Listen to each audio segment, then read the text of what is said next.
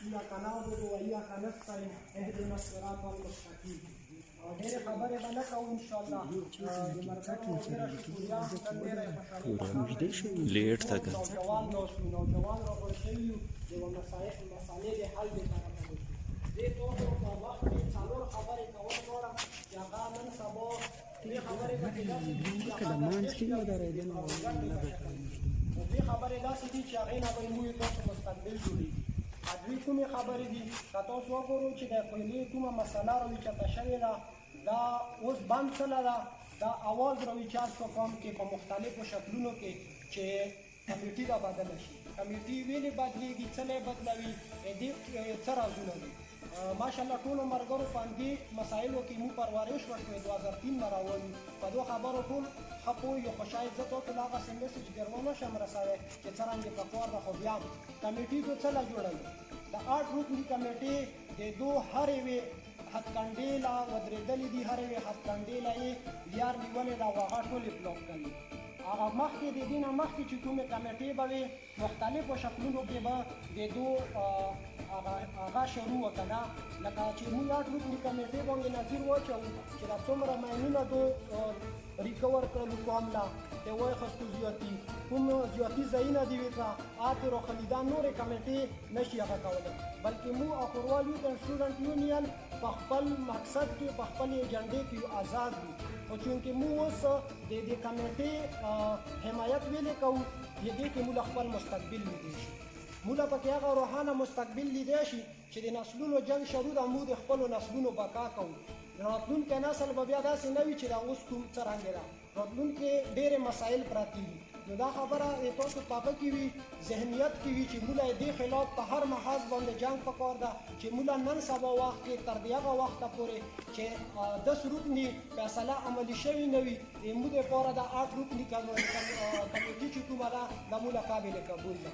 دوامه خبره کومه راوچتېږي د 40 کروڑ روپو د خوړلو او د کاروبار کولو هغه هغه لګي تنقید پې کېږي او پې بلیم لګي چې 40 کروڑ روپۍ خوړلې شوي قومي او 40 کروڑ روپو باندې د خلک کاروبار کوي. نو که تاسو مو وګورو نو یو ویزټ ته وکي دی قوم والا نوجوان دی وکي هر قسم د عمر والا خلک دی وکي، نو تاسو له به معلوم شي چې رانجو تانګي له لاړ شو یار برې ته پرې 40 کروڑ شکل کې میلاو شي.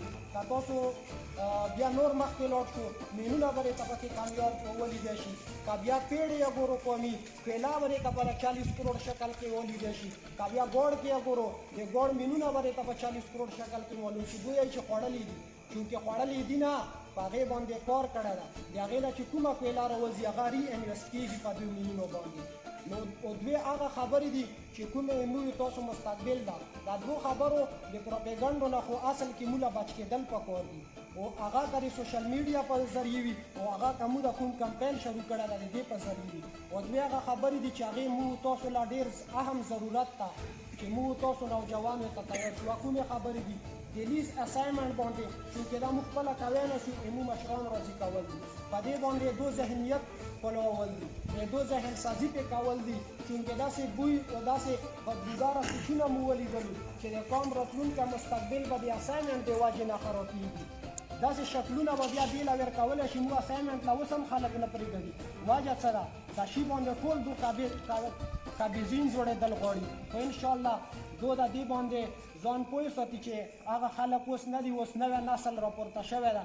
تا هره یوه پروپیګنډه به انشاءالله ختموي. څلورمه خبره هغه یوه ده چې د مو سرحدات محفوظ شي، چونکې د قومونو لانجې بیا ډېرې په وروج و ډېرې د نسل کشي پکې کېږي. نو د مو چې د کوم سوچ باندې راپورته شوي د مو سرحدات محفوظول غواړي.